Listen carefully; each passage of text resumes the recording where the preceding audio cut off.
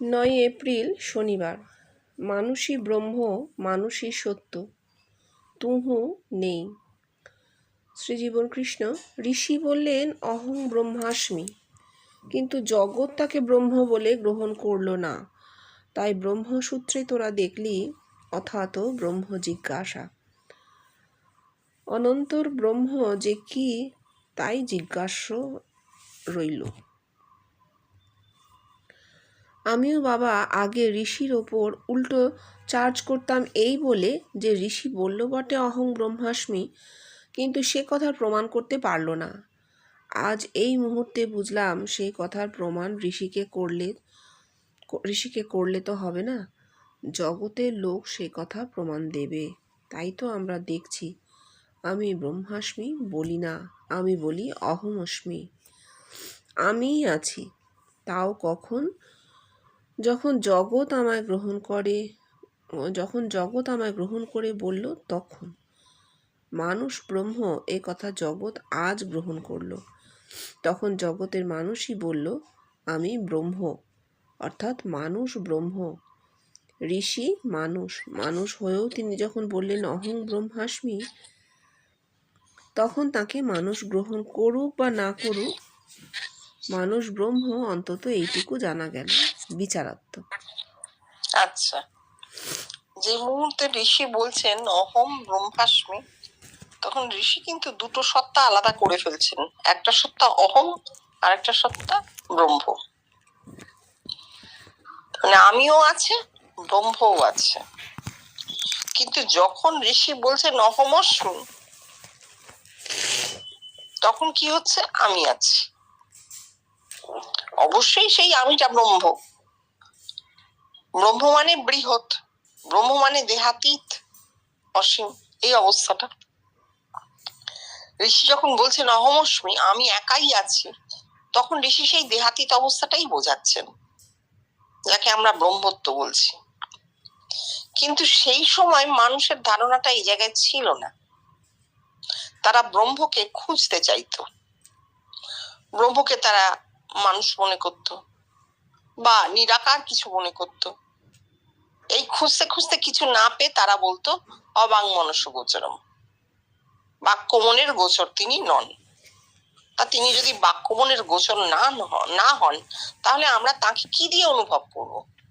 জায়গা নেই। তাহলে আমি বুঝবো নেই, তিনি নেই। আছে কে? আমার আমিটাই আছে।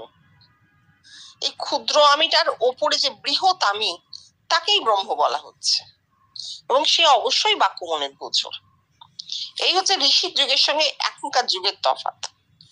জীবন কৃষ্ণ এলেন, মানুষ ভেতরে যখন দর্শন করে তাকে জানাচ্ছে, বহু বহু মানুষ গিয়ে বলছে দেখেছি দেখেছি দেখেছি দেখেছি, আপনাকে দেখেছি। তখন কি হচ্ছে? এই এতগুলো মানুষের আমি একটা রূপে পরিবর্তিত হয়ে গেছে, একক একটি রূপে পরিবর্তিত হয়ে গেছে। তাহলে যে রূপটাই পরিবর্তিত হয়েছে, সেই মানুষটি ব্রহ্ম হচ্ছেন, বৃহৎ হচ্ছেন। তিনি আর ওই দেহে আবদ্ধ থাকছেন না, তিনি সংখ্যাতীত মানুষের দেহে ঢুকে পড়ছেন, দেহে তার রূপ ফুটে উঠছে। একে বলে ব্রহ্মত্ব। এই হচ্ছে ব্রহ্মত্বের প্র্যাকটিক্যাল একটা ইনস্ট্যান্স, একটা প্রমাণ পাওয়া গেল জগতের বুকে, প্রমাণ যে ব্রহ্মত্ব জিনিসটা ঠিক কি। একটা মানুষের রূপ অসংখ্য মানুষের মধ্যে ফুটে উঠছে, তাহলে সেই মানুষটা তার দেহে আর আবদ্ধ থাকছেন না। এই এতগুলো দেহে তিনি ছড়িয়ে পড়েছেন, তার অজ্ঞাত সারে, নিজে ইচ্ছে করে না, তিনি জানেনও না। তিনি কিছু মহৎ ব্যক্তি হয়ে যাননি বাইরেও, কিন্তু ভেতরে অন্তরে এই জিনিসটা ঘটেছে। কেন ঘটেছে? প্রকৃতিতে ঘটেছে, নেচারে হয়েছে। কেন নেচারে হয়েছে? একটা মানুষের রূপ দিয়েই তো শুরু হবে, তারপর তা আস্তে আস্তে ব্রেন থেকে ব্রেনে, তিনি জীবন্ত থাকাকালীন শুরু হবে, তারপর ধীরে ধীরে তা ব্রেন থেকে ব্রেনে ছড়িয়ে পড়বে, তারপর সমস্ত জগৎময় হয়ে যাবে। তারও পরে সেই মানুষটার রূপও সরে যাবে, কিন্তু ব্রহ্মত্বের যে অবস্থা সেইটা রিভিলড হয়ে যাবে। মানুষের মাথার সীমানাটা খুলে যাবে, পর্দা সরে যাবে। ঠিক আছে, পড়ো আরো। তাই পণ্ডিতেরা সুযোগ পেয়ে ফলাও করবা ফলাও কারবার করে গেলেন। ব্রহ্ম এই, ব্রহ্ম সেই, ব্রহ্ম অবাং মনস গোচরম। কেউ বলে দ্বৈতম, কেউ বলে অদ্বৈতম, কেউ বা বলে দ্বৈতাদ্বৈত বিবর্জিতম। এইসব বলার অর্থ যথার্থ বস্তুটি তো তারা পায়নি। সেই রবীন্দ্রনাথের ভাষায় সেই মানুষকেই মানুষ নানা নামে পূজা করেছে। কেন করেছে? যথার্থ বস্তু পায়নি বলেই করেছে। আর এখানে কি হলো? নরনারী, শিশু, বৃদ্ধ, অপামর, সাধারণ আমায় তাদের অন্তরে দেখে অদ্বৈত এবং বিশিষ্টাদ্বৈত both at the same time reconciliation করলো।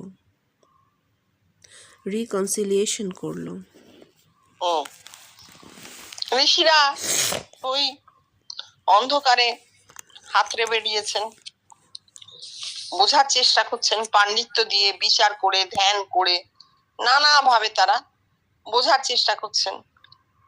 এখন সীমা দিয়ে তো অসীমকে ধরা যায় না, সবটাই সেই কানার হস্তি দর্শনের মতো হয়েছে। কানার কিন্তু একটা চোখ খোলা, আর একটা চোখ থাকে না, অন্ধ নয়, কানা। অর্থাৎ যার জ্ঞান চক্ষু খোলেনি সে কানা। একটা চোখ যার অন্ধ, এক চোখে অন্ধ, সে হচ্ছে কানা, জ্ঞান চক্ষু খোলেনি। এও তাই, সেইরকম হস্তি দর্শন হচ্ছে। কেউ বলছে থামের মতো, দ্বৈতাদ্বৈত বিবর্জিতম। কেউ বলছে কুলোর মতো, অদ্বৈতম। কেউ বলছে লম্বা কলা গাছের মতন, ব্রহ্ম এবং মানুষ গোচরম। এক একজন এক এক রকম বলছেন, কোনো স্থির কথা কেউ বলতে পারছেন না। কেন? কারণ জ্ঞান চক্ষু খোলেনি। ব্রহ্মকে উপলব্ধি করার জন্য যে জ্ঞান চক্ষু, সেইটি খোলেনি। তার মানে তারা জিনিসটা জানেই না। এইবার উনি বলছেন, রবীন্দ্রনাথ বলেছিলেন তাকে মানুষ নানা নামে, নানা দেশে, নানা ভাবে পুজো করেছে। কেন করেছেন? নানা ভাবে কেন করবে? এককে একভাবেই তো করবে। আর পুজোই বা কেন করবে? একই যদি থাকে, দুই তো নেই, কে কাকে পুজো করবে? পুরো জিনিসটাই তার মানে এতকাল অব্দি ওই দ্বৈতবাদেই চলছে, বহুত্ববাদে চলছে, একত্রে পৌঁছয়নি, একে যেতেই পারেনি। এইটা, এই যথার্থ বস্তু পাওয়া হচ্ছে না। এইটা কি হয়েছে? এটা প্রকৃতিই তো চেষ্টা করছে, তো প্রকৃতির কাজ, প্রকৃতির ক্রিয়ায় আজকে আমরা এই অবস্থায় এসেছি। কারোর কোনো ব্যক্তিগত কৃতিত্ব নেই। এই প্রকৃতির এত তরঙ্গ উঠেছে উঠেছে উঠেছে উঠেছে, এবং শেষে এসে ঠাকুরের পর জীবন কৃষ্ণ এলেন, ব্রহ্মত্বের একটা কংক্রিট রূপ আমরা পেলাম। আমরা জানতে পারলাম ব্রহ্ম দ্বৈতাদ্বৈত বিবর্জিতম নয়, ব্রহ্ম অবাং মানস গোচরম নয়, ব্রহ্ম এমন কিছুই নয় যাকে আমরা অনুভবে পেতে পারি না। ব্রহ্ম আমাদের অনুভবের মধ্যে। একে তিনি বলছেন বিশিষ্টাদ্বৈত, both at the same time. কিরকম? যখন আমরা জানছি ব্রহ্ম আমার অনুভূতির মধ্যে, আমি ভেতরে তাকে দেখছি আর বাইরে মিলিয়ে নিচ্ছি। আমাদের জন্য তার স্থূল শরীরটা নেই বটে, কিন্তু এই যে রাশি রাশি দিনলিপি, এই দিনলিপির পাতা থেকে সেই স্থূল দেহি মানুষটাকে আমরা মিলিয়ে নিচ্ছি। হ্যাঁ, একেই দেখেছি।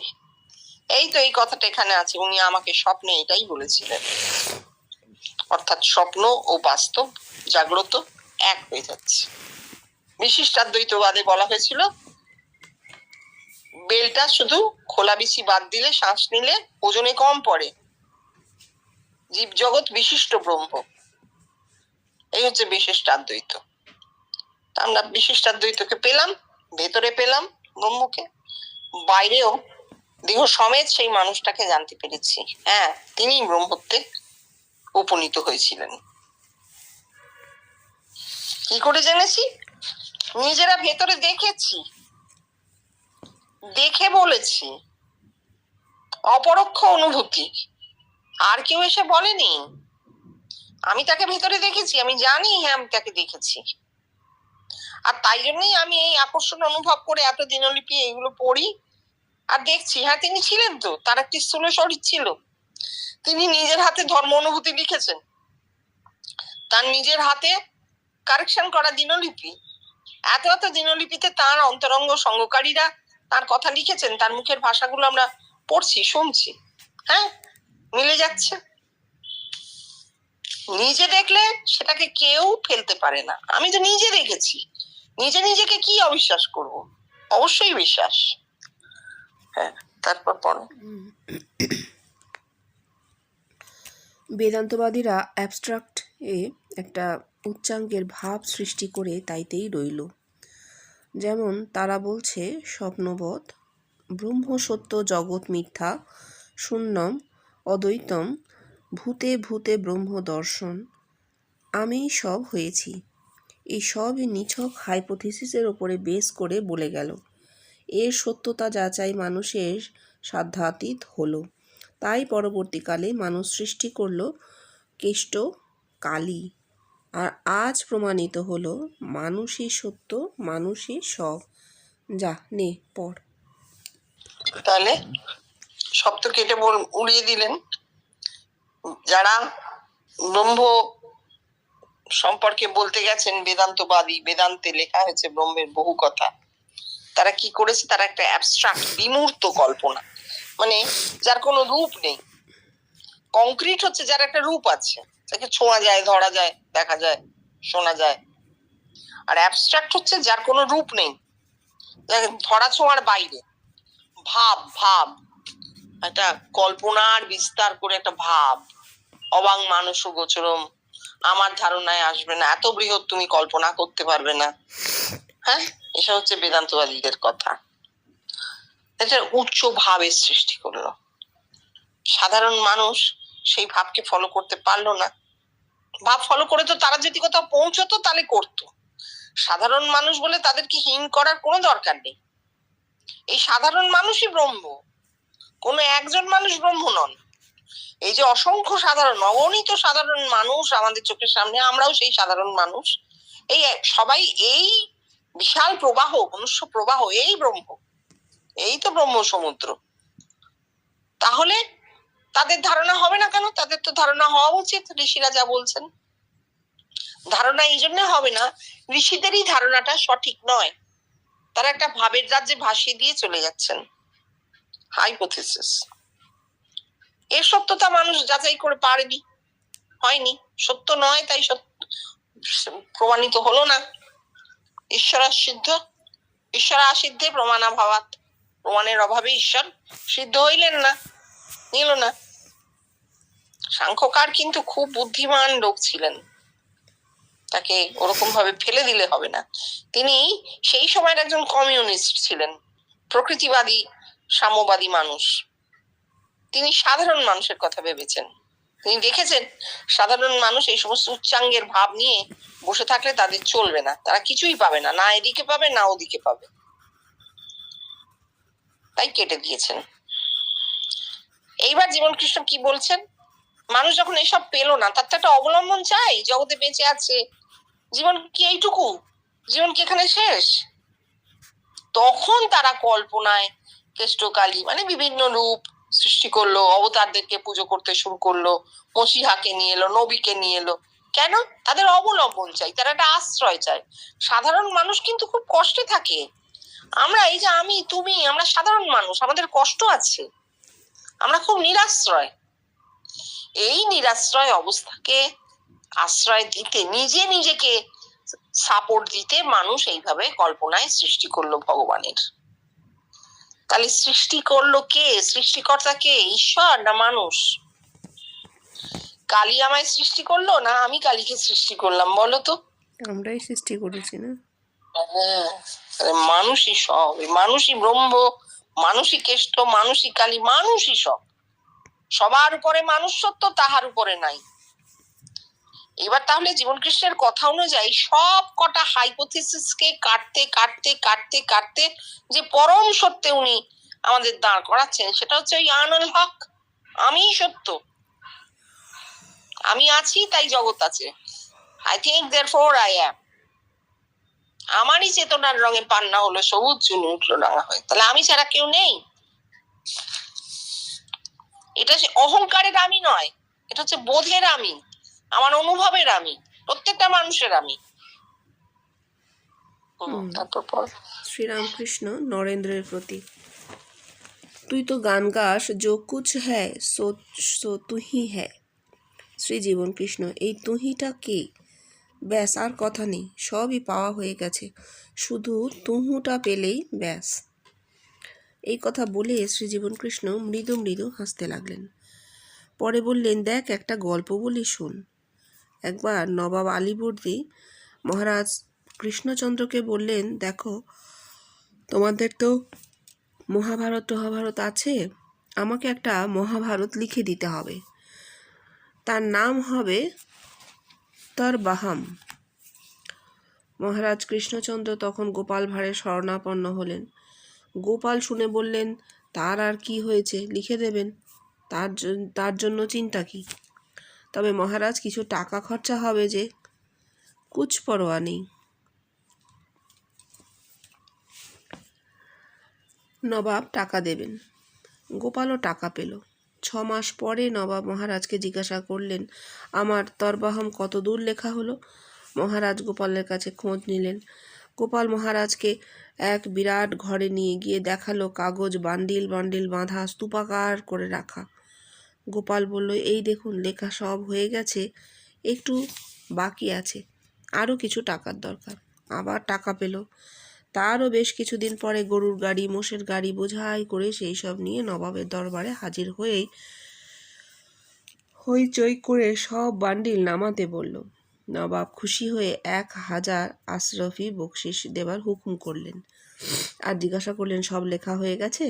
গোপাল বলল, আগে হ্যাঁ হুজুর, সব হয়ে গেছে, কেবল একটু বাকি আছে। সেটা হচ্ছে, হুজুর, আমাদের দ্রৌপদীর পঞ্চ স্বামী ছিল, তা জাহাপানার বেগম তো কেবল জাহাপানাই আছেন জানি, জাহাপানার বেগমের তো কেবল জাহাপানাই আছেন জানি, আর বাকি 4টি নাম পেলেই সব লেখা হয়। নবাব তোবা তোবা করে উঠেই রেগে বললেন, তুম ভাগো ইহাঁ সে। ঘর উচ্চ হাসিতে ফেটে পড়ল। ভগবান শ্রীজীবন কৃষ্ণ নিঃশব্দে হাসতে লাগলেন। কিছুক্ষণ পরে বললেন, তা এই আর কি, সব হয়ে গেছে, শুধু একটু কেবল এই তুহুটা জানলেই ব্যাস, সব হয়ে গেল। ওরে, তুহু বলে কিছু নেই রে বাবা, जो कुछ है सब मैं हूँ, আর मैं हूँ সে मैं বলবে না, বলবে মানুষ, জগতের মানুষ। একটা অনেক বড় গল্প রয়েছে মাঝখানে, ওটা নিয়ে তো কিছু বলার নেই। এবার ঠাকুর নরেন্দ্রকে বলেছিলেন, তুই তো বড় হীন বুদ্ধি, ওই যে বলেছিলেন আমি সমাধি অবস্থায় থাকতে চাই, মাঝে মাঝে উঠে একটু খাবো, আবার সমাধিতে ডুবে যাব। এইটা বিবেকানন্দের কথা ছিল। দেখো, এইটা তো আমাদের প্রত্যেকেরই মনের কথা, যে বোধ হয়ে ঢুকে বসে থাকতে চাই, জগতের কোনো কিছু আমাকে স্পর্শ করবে না, একটা আনন্দময় অবস্থায় ডুবে বসে থাকতে চাই। কে চাই না বলো? কে চাই না? সবাই চাই। কিন্তু ঠাকুর বলছেন যে এটা একটা হীন বুদ্ধির কথা, অর্থাৎ তুই শুধু সপ্তমভূমিতে গিয়ে থেমে যাবি, এটা হীন। এরও ওপরের অবস্থা আছে, সেটা কি? जो कुछ है सो तू ही है, অর্থাৎ জগৎব্যাপী হ, যা দেখছিস সব তুই। এইটা কোন অবস্থায় হবে? যা দেখছি সবই আমি, যখন আমি আর জগৎ এক হয়ে যাব, তাই তো? কিন্তু সেই সময় এই কথাটার অর্থ এইভাবে বলার কেউ ছিল না। এই তুইটা কে, এটা ঠাকুর বলেননি তো জীবন, স্বামীজিকে তো এই কথাটা বলেননি, বাবা তুই আর জগৎ এক।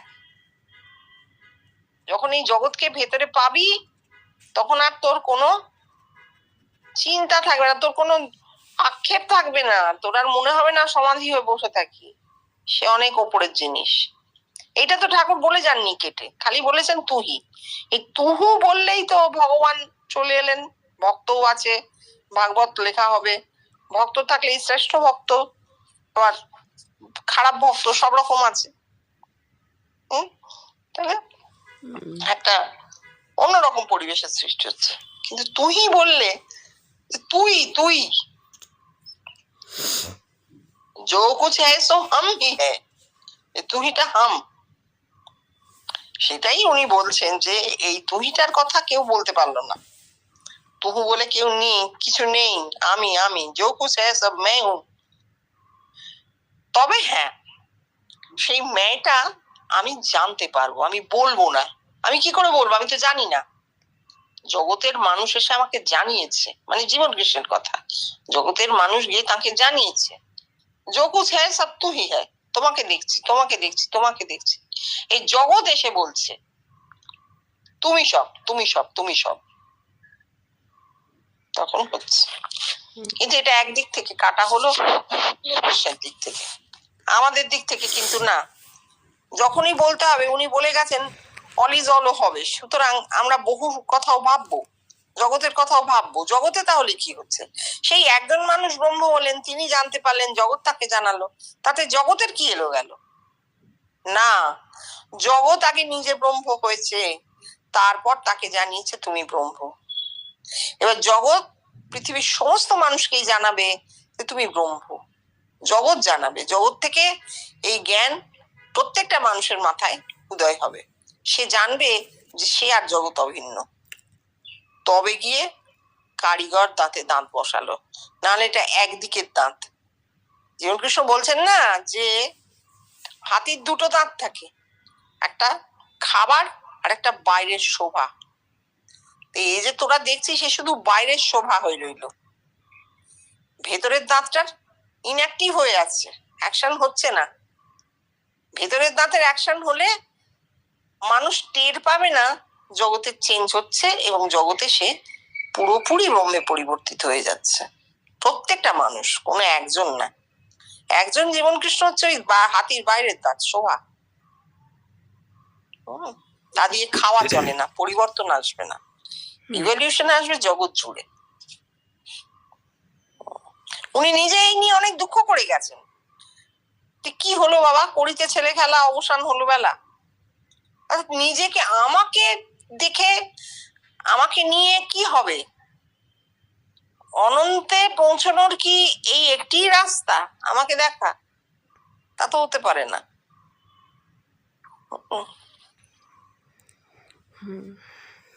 18 এপ্রিল সোমবার। বেদান্তে পরকাল নেই, আছে জীবন মুক্তি।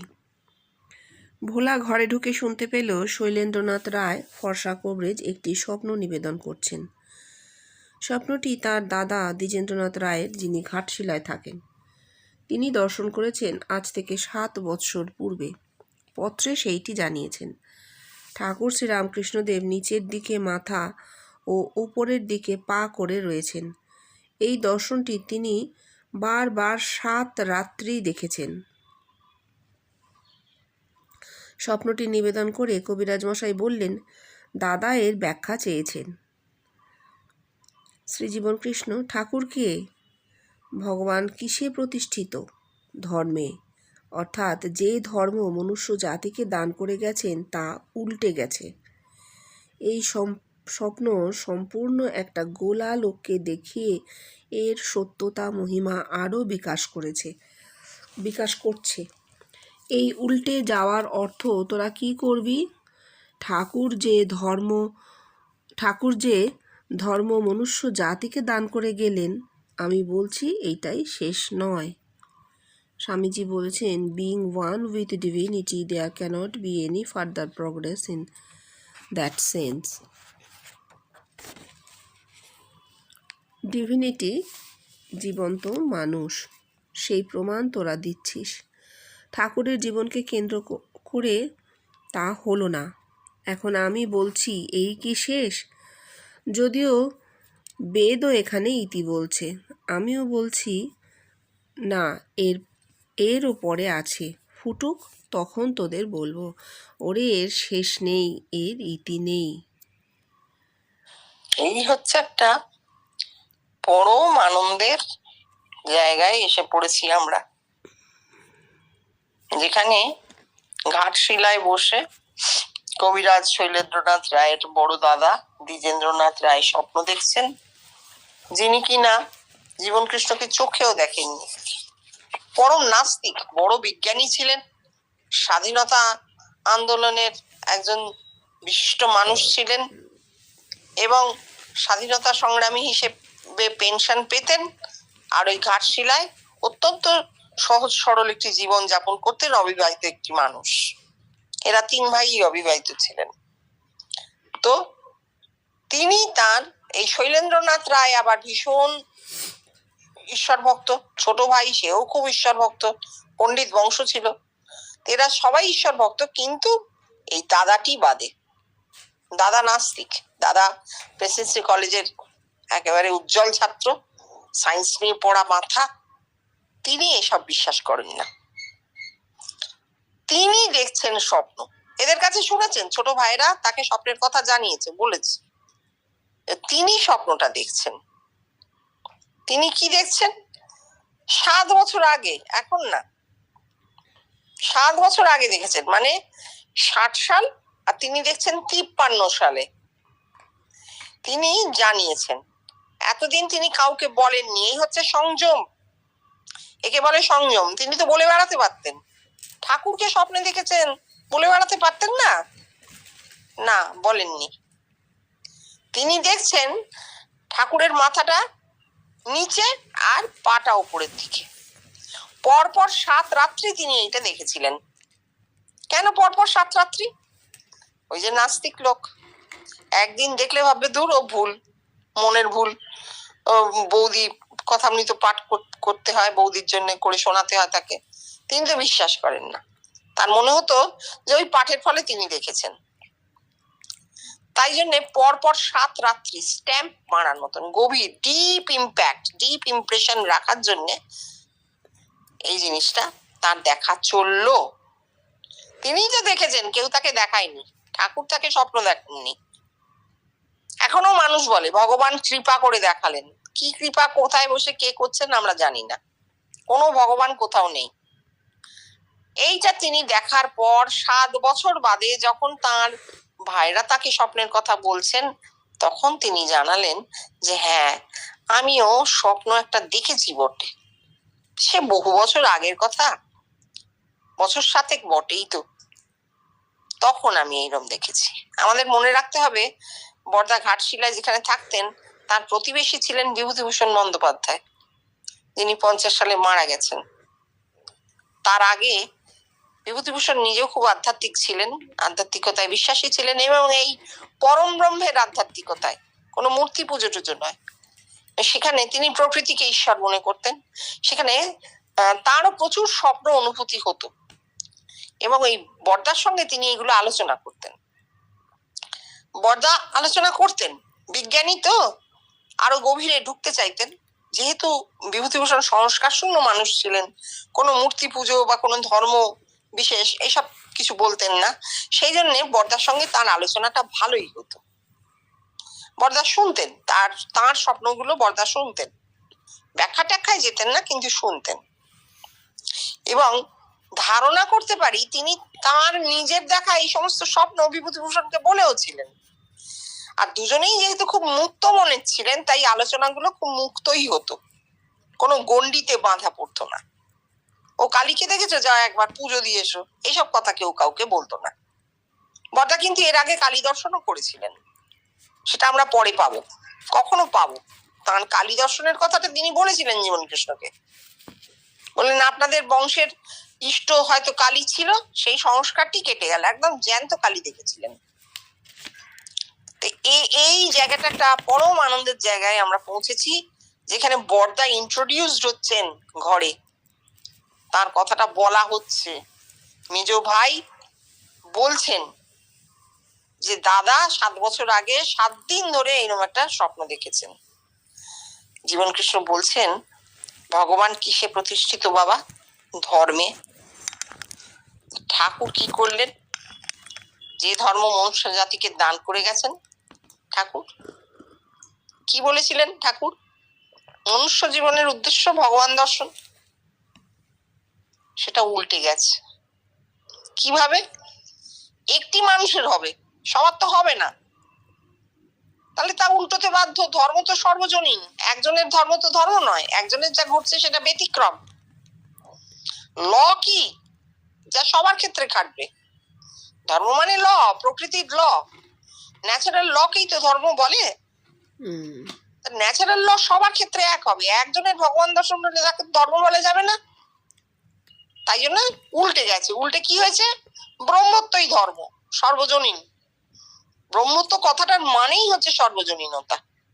কোনো একজন মানুষে তা আবদ্ধ থাকতেই পারে না। সেটা কি হয়? ব্রহ্মের সঙ্গে এক হয়ে যাওয়া, অর্থাৎ ব্রহ্মত্বে লীন হয়ে যাওয়া। Being one with divinity, there cannot be any further progress in that sense. এখানে জীবন্ত মানুষ ব্রহ্ম হয়েছেন জীবন কৃষ্ণ, তার সঙ্গে তার সময় বহু মানুষ একত্ব প্রমাণ দিয়েছেন, এবং দেখা গেল ঠাকুরের সেই ধর্মের উল্টো দিকে একটা যাত্রা শুরু হয়ে গেছে। বেশটির উল্টো দিকেই তো বিশ্বব্যাপিত্ব। এইবার উনি বলছেন, বাবা এই কি শেষ?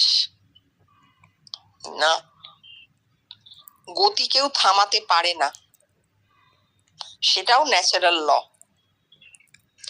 সূর্যের চারিদিকে পৃথিবী যে ঘুরছে, এমন কোন শক্তি মানুষের নেই যা দিয়ে সে তাকে থামাতে পারে। সুতরাং গতি থামে না। আমরা গতি সত্য, গতি জীবন, গতি প্রাণ। তাই জীবন কৃষ্ণ বলছেন, তাহলে কি ধর্মের গতি এখানে শেষ হয়ে গেল? না, হতে পারে না। ন্যাচারাল ল, সেই ন্যাচারাল লয় গতি আছে, থাকবে চিরকাল। আরো বহু বহু বহু কিছু আছে, এর কোনো ইতি নেই। এই যে উনি একটা চলমান জিনিস, একটা ডাইনামিক ট্রুথ আমাদের দিয়ে গেলেন, এইটাই খুব বড় জিনিস।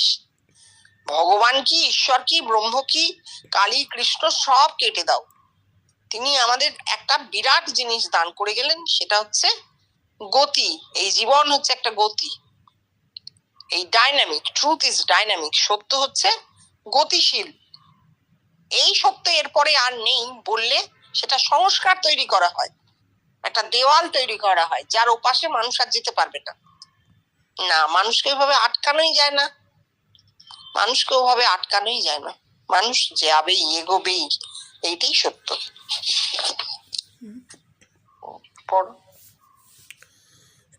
এরপর কবিরাজ মশাই তার দাদার জীবনের আরেকটি ঘটনা উল্লেখ করলেন।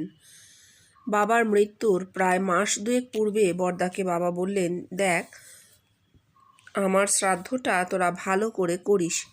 উত্তরে বরদা বললেন, আমি শ্রাদ্ধ করব না বাবা। পিতা পুত্রে দুজনেই সুপণ্ডিত।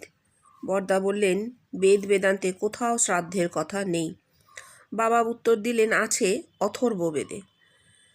বরদা বললেন, ওর পিছনে ভেস্টেড ইন্টারেস্ট আছে, ওটা অরিজিনাল নয়, পরবর্তীকালে ওটা ঢুকিয়ে দেওয়া হয়েছে। এইভাবে অনেক বিচার, অনেক তর্ক তারা করলেন।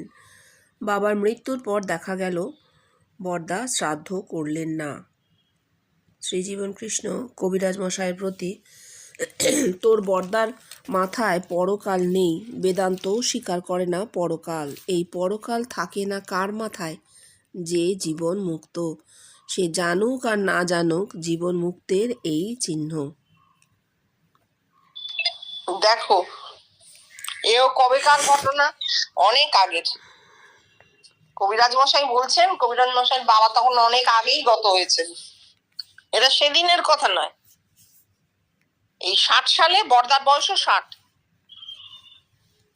60 কেন, তারও বেশি, প্রায় জীবন কৃষ্ণের বয়সী। তাহলে তাঁদের বাবা গেছেন অনেক আগে, তরুণ বয়সে। কোন বয়সে? বরদা তখন জেলে আছেন, জেলবন্দি, স্বাধীনতা সংগ্রাম চলছে, 40-42 সাল, কি তারও আগে হবে, তারও আগে হবে। বরদা জেলে বন্দি, সশস্ত্র সংগ্রাম চলেছে, সেই সশস্ত্র সংগ্রামী হিসেবে বরদা বন্দি ছিলেন জেলে। তার আগে এইসব তর্ক বিতর্ক হয়েছে। বাবা চলে গেলেন, বরদা প্যারোলে মুক্তি পেলেন। প্যারোল মানে তো জানো তো, যে বাবা বা মা নিকটাত্মীয় কেউ চলে গেলে ওই শ্মশানে যাওয়ার জন্য মুক্তি দিয়েছে, কিছু 2-4 দিন জেলের বাইরে থাকতে পারবে, সঙ্গে রক্ষী থাকবে। বরদা এলেন, বাবাকে দেখলেন, বাবা নেই আর। ভাইদের দিকে তাকিয়ে বললেন, আমার সঙ্গে তো বাবার কথা হয়েই গেছে, তোমরা জানো। আমি তো এসব বিশ্বাস করি না, আমি করব না। তবে আমি তোমাদের বিশ্বাসে বাধা দেব না। তোমাদের যদি মনে হয় তোমরা কিছু করতে চাও, তাহলে তোমরা তা করতে পারো। আমি তোমাদের সেই অধিকার দিয়ে গেলাম। কেন বললেন? কারণ তিনি বড় ছেলে, তিনি করবেন না। ছোট ভাইরা চাইলে করতে পারে, তাদের তিনি বাধা দেবেন না, কিন্তু তিনি করবেন না। এই হচ্ছে জীবনকৃষ্ণ বলছে, তোর মানে বরদার মাথায় পরকাল নেই। মানুষ তো শ্রাদ্ধ শান্তি পরকালের কথা ভেবেই করে। বাবা এখান থেকে চলে যাচ্ছেন, এরপর যেখানে যাবেন সেখানে যেন তিনি ভালো থাকেন, এই তো এই উদ্দেশ্য। কিন্তু বরদার মাথায় সেটা নেই। কেন নেই? জীবন মুক্ত বলে। জীবন মুক্ত মানে যে জানে এই শরীর দিয়ে বেঁচে থাকা, এই যে সময় জুড়ে স্থান জুড়ে যে জীবনটা আমরা দেখতে পাই, সেইটাই একমাত্র সত্য নয়। অনন্ত ব্রহ্মাণ্ডে অনন্ত সত্তা আছে। একটা দেহ শেষ হয়ে গেলে অনন্ত সত্তা শেষ হয় না, সে থাকেই। তাহলে কার শ্রাদ্ধ কে করে? এত বড় জগৎ, এই জগৎ আর আমি যদি এক হই, প্রত্যেকটা মানুষের ক্ষেত্রে, সে যদি জগতের সঙ্গে অভিন্ন হয়, মানুষ আর জগৎ যদি অভিন্ন হয়, তাহলে সেই মানুষটার দেহ চলে গেলেই বা কি, থাকলেই বা কি? জন্ম পূর্ববর্তী অবস্থাতেও সে জগৎলীন হয়েছিল, মৃত্যু পরবর্তীতে অবস্থাতেও সে জগৎলীন হয়েই থাকবে। তার এই ফিজিক্যাল এক্সিস্টেন্স টুকুই যাবে। কিন্তু এই ফিজিক্যাল এক্সিস্টেন্সের অন্তরালে তার অনন্ত সত্তা আছে, আরো কত কত ব্রহ্মাণ্ড আছে, আরো কত কত ব্রহ্মাণ্ডে কত কত অস্তিত্ব আছে। সুতরাং এই পার্থিব অস্তিত্বটুকু নিয়ে মাথা ঘামিয়ে কি হবে? ঠাকুর যখন বলছেন তোমাদের ছায়া ছায়া দেখছি, ছায়া ব্রহ্মাণ্ড, সেখানে মানুষের সত্তা, মানুষের উপস্থিতি কিভাবে আছে? দেহে কি আছে? না তো। চিন্তা দিয়ে তৈরি, চিন্ময়, জ্যোতির্ময়, কত রকম কত কিছু আছে। আমরা কি জানি? অনেক সময় অনেক কল্পনার বই, কল্প বিজ্ঞানের বই আমরা পড়েছি, ভেঙে ভেঙে যাচ্ছে, চেহারাটা তৈরি হচ্ছে আর ভেঙে যাচ্ছে। এটা কি করে হচ্ছে? বলো, ও তো আমি ভাবনা দিয়ে তৈরি আমার শরীরটা তোমার সামনে এনেছি। তার মানেটা কি? এটা মানে অজ্ঞাত সারে সত্য প্রকাশ পাচ্ছে।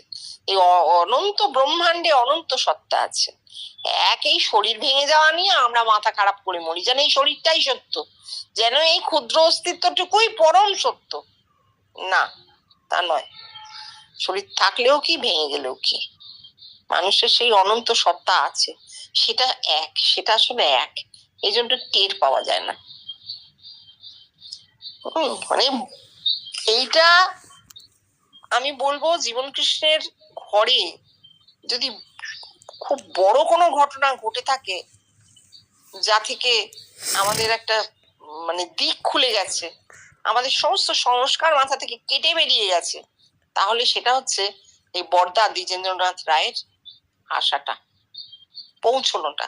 দেখো, তিনি সশরীরে এখনো পৌঁছননি, পৌঁছেছে তার কথাগুলো, পৌঁছেছে তার চিঠিটা, তিনি এখনো পৌঁছননি। কিন্তু এইটাই একটা দিক খুলে যাচ্ছে। কত বড় দিক খুলে গেল! কারণ এই 60 সালের পরে জীবন কৃষ্ণের আমূল পরিবর্তন, আমূল পরিবর্তন। তিনি প্রচলিত ধর্মের একটি কথাও রাখেননি। আমরা সেটা বুঝি না, আমরা এখনো তাকেই ধর্ম বানিয়ে ফেলেছি, তাকেই প্রচলিত ধর্মের একটা প্রতিভূ বানিয়ে ফেলেছি। পুজো করছি, আর্চা করছি, পাঠ করছি, লোকজনকে খাওয়াচ্ছি, ডাকছি, মাথার উপর হাত তুলে জয় জীবন কৃষ্ণ, জয় জীবন কৃষ্ণ করে লাফাচ্ছি। মানে পুরো জিনিসটাই একটা প্রচলিত ধর্মের মধ্যে নিয়ে চলে গেছি। অথচ তিনি পুরো কেটে বেরিয়ে চলে গেছেন, কেটে বেরিয়ে চলে গেছেন। এই বরদার আশাটা একটা মাইল ফলক, একটা কি বলবো, এখান থেকে টোটাল জিনিসটা একটা চেঞ্জ, বিরাট চেঞ্জের দিকে চলে গেল।